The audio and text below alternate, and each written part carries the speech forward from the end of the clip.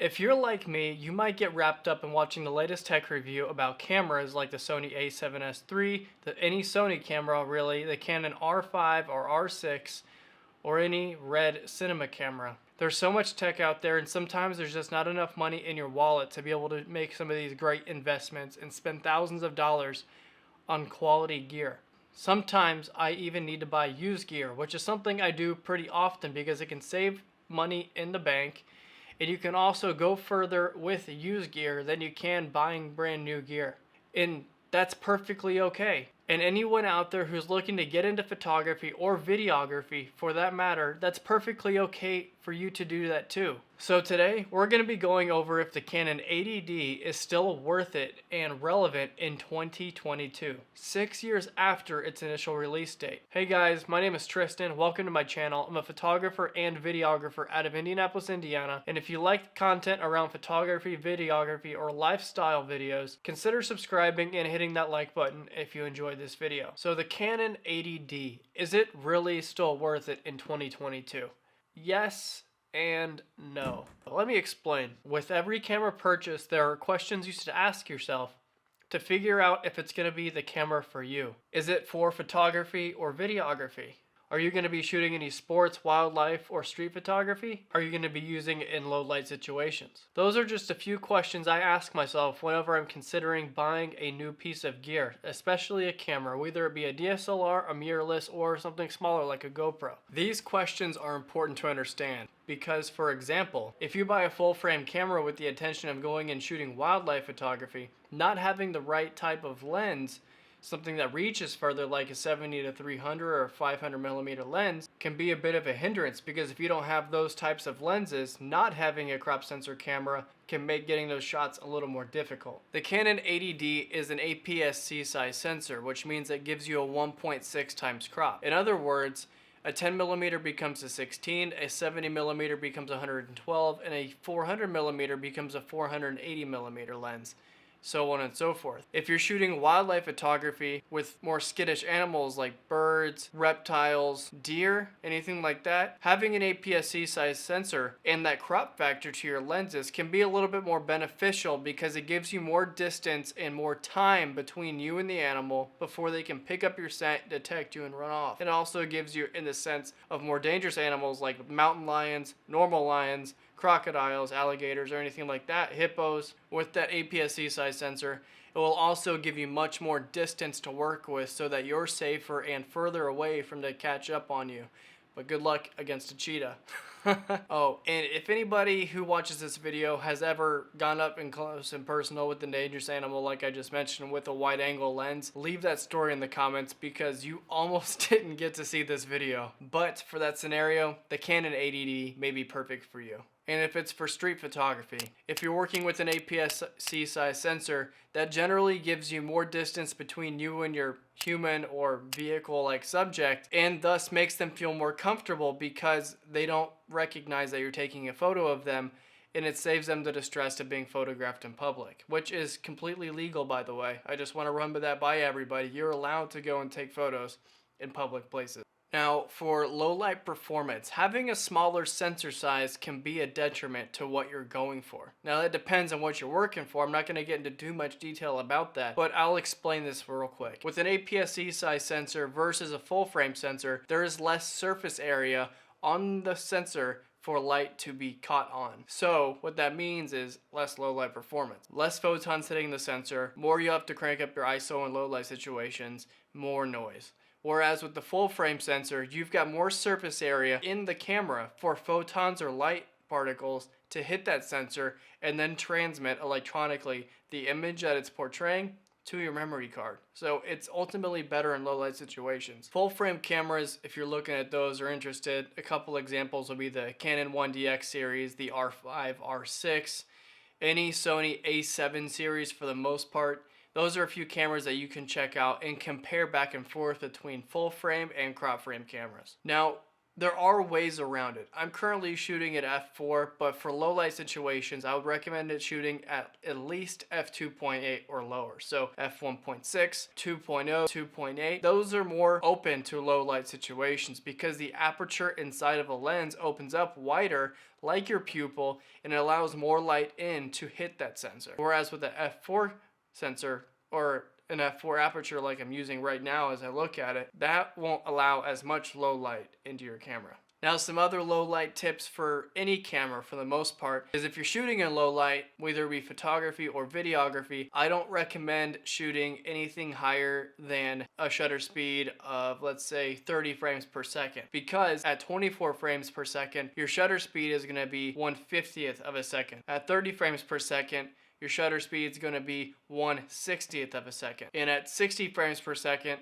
your shutter speed is going to be at 1/125th of a second, or 1/25th of a second in general. So 1/125. That's going to be a lot faster of a shutter speed for images in video format to be picked up on because the sensor is not receiving nearly as much light as it would when shooting in lower frame rates and thus lower shutter speeds. For photos, there's ways around it, though they don't always work for certain situations, such as using a higher shutter speed in photo mode or manual or aperture priority, whichever one you're going for, especially if you're working with moving subjects, because it's going to cause a lot of motion blur.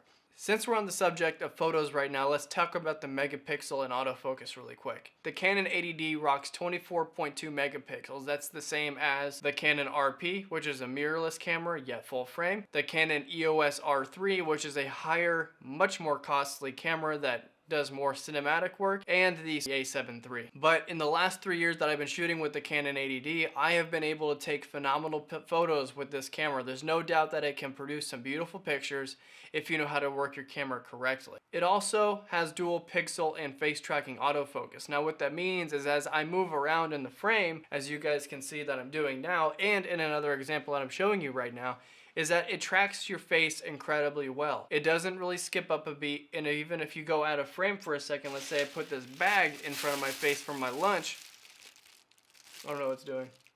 You can see that it will track my face and get back on focus. Let's show my glass of water really quick. Boom, focus on the glass of water, and back to my face in an instant. It works incredibly fast. And for the dual pixel autofocus, that was my face tracking example. For the dual pixel autofocus, that allows you to get your subjects in focus even faster.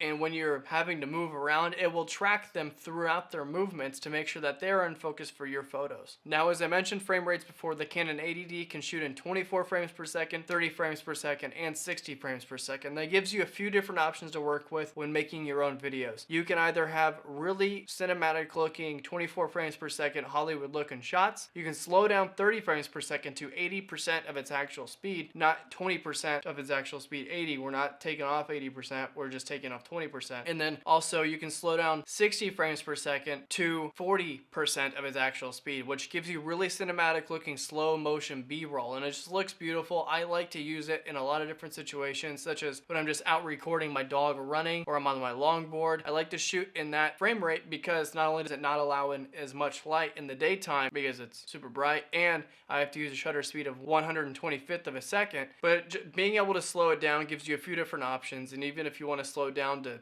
80% of its actual speed to give it a little less of a cinematic B-roll type of shot and just to smooth out some extra things, that's probably fine too. I recommend shooting most of the time in 24 to 30 frames per second depending on what you're doing. Now, unfortunately, the Canon 80D does not come with any log profiles, but I do have some log profiles mentioned in the description below. I believe they're free to download. Actually, one doesn't have a link. I picked it up off of Parker Walbeck's YouTube channel, full-time filmmaker. And the first profile I have for you guys is called Cinestyle, and I'll put all the settings in the description below too, so you can just go right into your camera, adjust it, and see how it looks. Now, do this in the user presets side of things. Scroll all the way down till you hit those three options. That way you're not messing up any of your standard or portrait-like or landscape-like profiles. But the first one, Cinestyle, will give you a grayer, dulled down color profile. What that's good to use for, giving yourself more dynamic range when it comes to color grading. Now, you're looking at this profile right now, it does not look very flattering. But when you're able to tweak some of these things, like your exposure, your mid-tone, your highlights, your shadows, your color temperatures, your HSL curves, and this setting is my user default too. This is the one that's from Parker Walbeck. It doesn't look much different than a normal video would if it's just in standard mode, but it does give you a little bit more flexibility when it comes to dynamic range. And again, those are in the description below. They don't cost anything. You don't need to plug in an email or anything for it.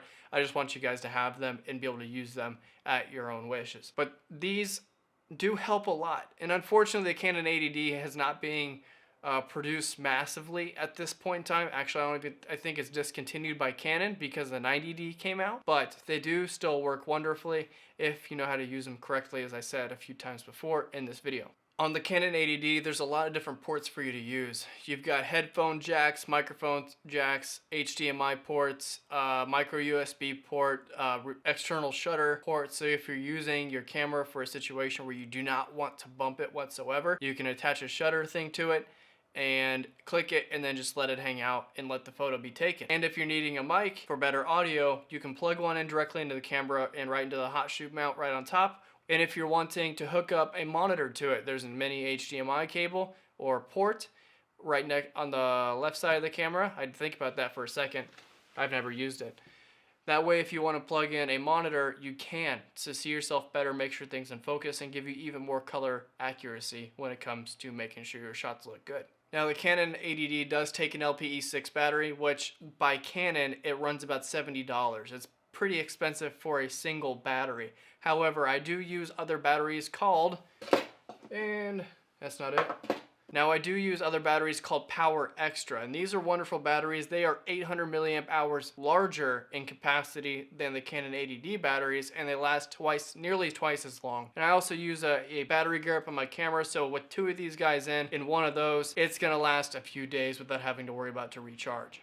The biggest issue I have with the Canon 80D is the low light performance. With the APS-C size sensor, like I mentioned a little while ago, is that it's smaller than a full frame sensor. So there's gonna be less surface area on the sensor to hit. And a lot of the content that I shoot, whether it be for YouTube or my photography business, when I'm capturing real estate, is that whenever somebody asks me to do a real estate video, I have to decline because I know my sensor and I know my camera isn't going to keep up. Now, there are ways around that, like using lenses that have a lower aperture, similar to the one that I'm using now, but even lower of an aperture. This one's lowest setting that it's capable of is f3.5, but realistically, if you're shooting a low light situation, you want to have an aperture that can shoot at least at f2.8 or lower. So, like I mentioned before, f1.6, 2.0, 2.2, 2.8, those kinds of apertures. Because the aperture will be open wider, therefore allowing more light into the lens to hit the sensor. But since I'm working with a crop frame sensor, there's not as much surface area for me to allow light to hit. So if you're planning on shooting a lot of videos in low light situations with the Canon 80D, this camera may not be the best for you unless you have money to invest in lenses that run at least f2.8 or lower. So in 2022, is the Canon 80D still worth it? My answer is 100% absolutely yes, unless you're working with low light situations. In that sense, I would look at something like the Canon EOS RP, which is around the same price as the Canon 80D would be brand new. And I would also look at getting a 16 to 35 or 16 to 30 millimeter lens that's RF mount, since it's an RF camera, because that's going to allow you to get more low light. Now, I would also recommend with that lens making sure that it can go as low as f2.8 or lower to make sure you're getting the best results possible out of your camera. But despite having one thing that is easily fixable with using different lenses and spending money on lenses that will get you better pictures, I would recommend this camera to almost anybody, including you, if you're looking to get into making YouTube videos or shooting photography. It does take great photos, and you saw some of mine throughout this video. So guys, that is my full video on if the Canon 80D is still worth it in 2022. Now, if you enjoyed this video and you like this kind of content that I'm putting out, consider subscribing below and hitting that like button to let me know that this video was good. And I'll see you guys in the next one. Thanks for watching. Have a great, what day is it? Wednesday?